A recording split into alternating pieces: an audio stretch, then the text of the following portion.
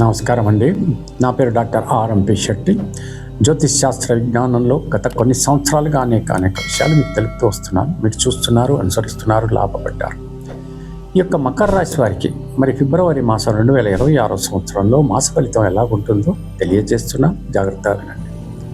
శనైశ్చరుడు మీనరాశిలో ఉండటం, ఆ తర్వాత కర్కాటక రాశిలో గురువు ఉండటం, రాహు కుంభరాశిలో ఉండటం, కేతు సింహరాశిలో ఉండటం అనేటువంటిది జరుగుతుంది.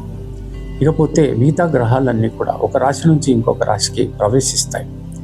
18వ తేదీ నాటికి అన్ని ఇంచుమించుగా చంద్రుడిని వదిలేసి మిగతా గ్రహాలన్నీ కూడా కుంభరాశిలోకి చేరుకుంటాయి.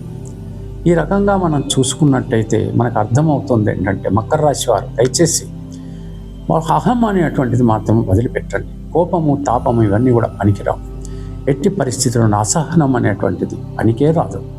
మీరు సాధ్యమైనంత వరకు సన్నిహితంగా అందరితో ఉండాలి. సోదర వర్గంతోనూ కానీ ఎవరితోటైనప్పటికీ కూడా ఎంతవరకు వీలైతే అంతవరకు ఆప్యాయతతో సన్నిహితంగా ఉంటూ ప్రేమ అభిమానాలు పంచుకుంటూ మీరు కూడా అలాంటి లాభాన్ని మీరు పొందగలిగేటువంటి పరిస్థితి మీరు కల్పించుకోవాలి. ఫిబ్రవరి మాసంలో ఆర్థిక పరంగా చాలా బాగుంది. ఏమవుతుందనంటే, ఇక్కడ కోపతాపాలతో మాత్రమే మంచి ఫలితాలను మీరు పోగొట్టుకునేటువంటి అవకాశాలు మెండుగా కనపడుతున్నాయి. మీ యొక్క వ్యక్తిత్వమే ఇక్కడ చాలా శ్రీరామ రక్షగా మీకు నిలుస్తుంది. ఈ విషయం మాత్రం మీరు తెలుసుకోవాలి.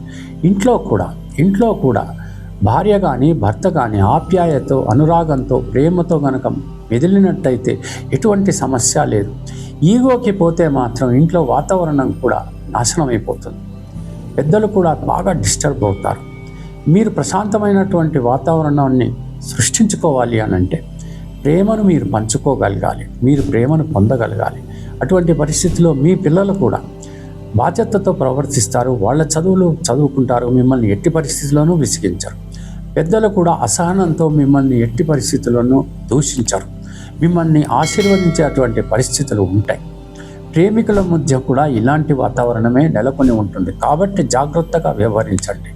రాబోయే కాలంలో మీరు వివాహం చేసుకోవాల్సినటువంటి వాళ్ళు కాబట్టి ఈ రోజున కోపతాపాలతో ఎటువంటి పరిస్థితుల్లో అనర్థాలకి తావ్వకుండా ఒకరినొకరు అర్థం చేసుకోవటానికి ఈ మాసంలో మీరు ప్రయత్నించాలి. వివాహం కానటువంటి వాళ్ళు సత్వరం ప్రయత్నాలు చెయ్యాలి. విసుగుపడకండి. ఒకరినొకరు చూసుకోవటం అనేటువంటిది చూపుల్లో జరుగుతుంది కాబట్టి అక్కడ మీరు సహనం ప్రదర్శించాలి.